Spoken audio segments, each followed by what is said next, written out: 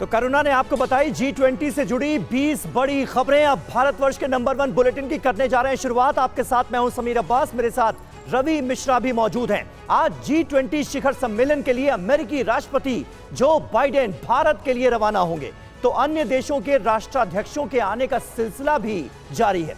देखिए G20 summit पर हमारी ये लेटेस्ट रिपोर्ट।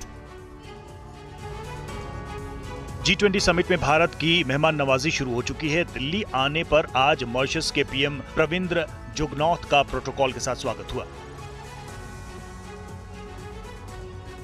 G20 समिट में नाइजीरिया के राष्ट्रपति बोला अहमद टिनुबू सबसे पहले दिल्ली पहुंचने वाले राष्ट्राध्यक्ष हैं। अमेरिका के राष्ट्रपति जो बाइडेन समेत कई बड़े राष्ट्राध्यक्ष दिल्ली पहुंच रहे हैं। तो G20 समिट में चीन के राष्ट्रपति शी जिनपिंग के नहीं आने पर अमेरिका सख्त है। अमेरिकी NSA जैक सुल्लिवन ने कहा कि ये चीन पर निर्भर है कि वो कौन सी भूमिका में रहना चाहते हैं। चीन बिगाड़ने की भूमिका में चाहता है तो ये उसका फैसला है। G20 समिट में राष्ट्रपति बाइडेन से पीएम मोदी की कल द्विपक्षीय वार्ता होगी। व्हाइट हाउस में प्रेस सचिव जेन पियरे के मुताबिक भारत और अमेरिका के रिश्ते बेहद मजबूत हैं। We commend the Prime Minister Modi, in his leadership of the G20 this year, and we are committed to helping ensure that India has a successful G20. And we're committed for this to be a successful summit. We'll have more to share certainly on the bilateral with the Prime Minister. कल PM Modi अमेरिकी राष्ट्रपति Joe Biden समेत 3 देशों के राष्ट्राध्यक्षों के साथ बातचीत करेंगे। और एक अखबार में प्रकाशित पीएम मोदी के लेख में G20 की अहमियत समझाई गई है। उन्होंने लिखा है कि भारत के लिए G20 की अध्यक्षता सिर्फ एक उच्च स्तरीय कूटनीतिक प्रयास नहीं है। देखिए पूरी। पीएम मोदी ने लेख में लिखा है कि G20 को दुनिया के आखिरी छोर तक ले जाना है। पीएम मोदी के इस लेख में G20 पर दिए गए 3 मंत्र जान लीजिए। पीएम मोदी ने लिखा कि जीडीपी केंद्रित दृष्टिकोण से हटकर मानव केंद्रित दृष्टिकोण जरूरी है।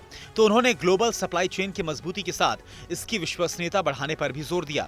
इस लेख में वैश्विक संस्थानों में सुधार करके बहुपक्षवाद को बढ़ावा देने की बात भी लिखी है। G20 पर पीएम मोदी के इस लेख में कहा गया है कि वसुधैव कुटुंबकम में भारतीय संस्कृति का गहरा दार्शनिक विचार है। वन अर्थ के रूप में जीवन को बेहतर बनाने के लिए सभी देशों का साथ जरूरी है। वन फैमिली के रूप में विकास के लिए एक दूसरे का सहयोगी होना चाहिए।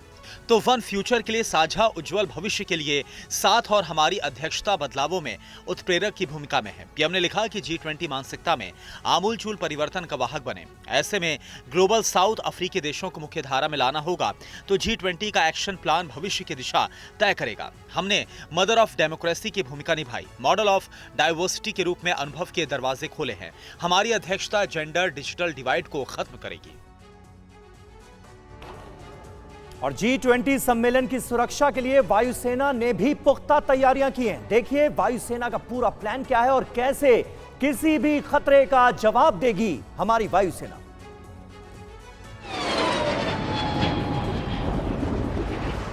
G20 समिट के लिए भारतीय वायुसेना को रेडी टू अटैक मोड में रखा गया है। भारतीय वायुसेना 24 घंटे हाई अलर्ट पर है। G20 समिट की सुरक्षा के लिए एयरफोर्स ने मजबूत सिक्योरिटी प्लान तैयार किया है। इसके लिए वायुसेना ने ऑपरेशन डायरेक्शन सेंटर यानी ODC बनाया है। कोई भी खतरा होने पर ODC का ऑपरेशन तुरंत शुरू हो जाएगा। ODC प्लान के तहत इंडियन एयरफोर्स के घातक फाइटर जेट्स हवाई सुरक्षा में तैनात रहेंगे। तो मध्यम दूरी की मिसाइलों को भी अटैक मोड में तैनात किया गया है। एयर डिफेंस सिस्टम 24 घंटे दिल्ली में किलेबंदी कर रहे हैं। इसके अलावा मेक इन इंडिया के तहत बना एयरक्राफ्ट नेत्रा और अवॉक्स भी हवाई सुरक्षा में तैनात किया गया है।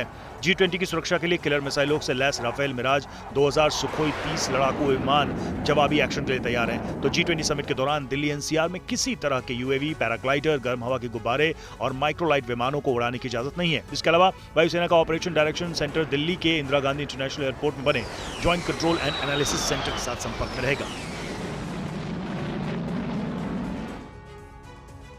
इधर G20 के आयोजन के लिए दिल्ली में पिछले 3 महीने से दिल्ली पुलिस की तैयारियां चल रही हैं। अभी भी दिल्ली पुलिस रिहर्सल के जरिए अपनी तैयारियों को धार देने में जुटी है। G20 शिखर सम्मेलन में शामिल होने के लिए गाजियाबाद जिले के हिंडन सिविल हवाई अड्डे पर भी विदेशी मेहमान उतरेंगे, जिनकी सुरक्षा में 1000 पुलिसकर्मी तैनात रहेंगे। जिस वक्त विदेशी मेहमानों का काफिला हिंडन हवाई अड्डे से गुजर रहा होगा, उस वक्त आसपास की सभी ऊंची बिल्डिंग्स पर पुलिसकर्मी तैनात रहेंगे। चप्पे चप्पे पर ड्रोन से निगरानी होगी। उस वक्त हिंडन के आसपास के गाँव में रहने वाले लोगों को भी अपनी छतों पर जाने की इजाजत नहीं होगी। पुलिस ने हिंडन के आसपास के इलाकों लोगों को प्रशासन के आदेशों का उल्लंघन नहीं करने की हिदायत दी है। आज शाम से किसी भी भारी वाहन को दिल्ली में एंट्री नहीं दी जाएगी और ये सख्ती G20 शिखर सम्मेलन के समापन तक लागू रहेगी।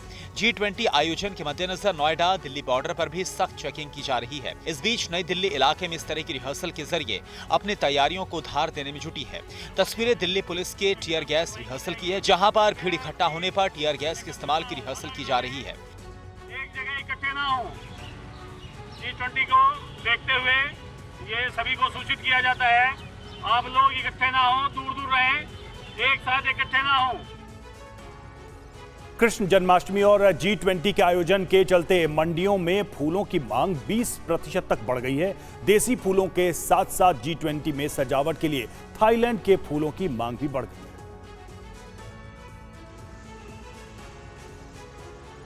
दिल्ली में G20 के आयोजन की तैयारियां जोर शोर से जारी है। प्रगति मैदान के भारत मंडपम सेंटर में कार्यक्रम होना है। मेन वेन्यू समेत उसके आसपास के इलाकों की सजावट के लिए अलग अलग राज्यों से फूल मंगाए जा रहे हैं और इसकी वजह से बाजारों में फूलों की डिमांड तेजी के साथ बढ़ गई है। तस्वीरें दिल्ली के गाजीपुर फूल मंडी की है, जहाँ के व्यापारियों ने बताया कि G20 सजावट के लिए ऑर्किड, मोगरा, कट फ्लावर जैसे फूलों की भारी डिमांड है। जन्माष्टमी और G20 में दोनों को मिला के बहुत अच्छा काम रहा है। दोनों दिन काफ़ी भीड़ रही है। तो क्या G20 के लिए जितने भी फूल हैं वो गाजीपुर मंडी से ही गए हैं या देश के अलग अलग राज्यों से आए हैं? G20 के लिए जितने भी फूल हैं वो गाजीपुर फूल मंडी से जाते हैं। गाजीपुर फूल मंडी दिल्ली की मंडी नहीं, इंडिया की सबसे बड़ी मंडी है और कट फ्लावर की पूरे एशिया की सबसे बड़ी मंडी यही है। सारे फूल यहीं से जाते हैं, सभी जगह से फूल आते हैं और फिर वापस दिल्ली, NCR और आसपास के राज्यों में यहाँ से वापस जाता है फूल।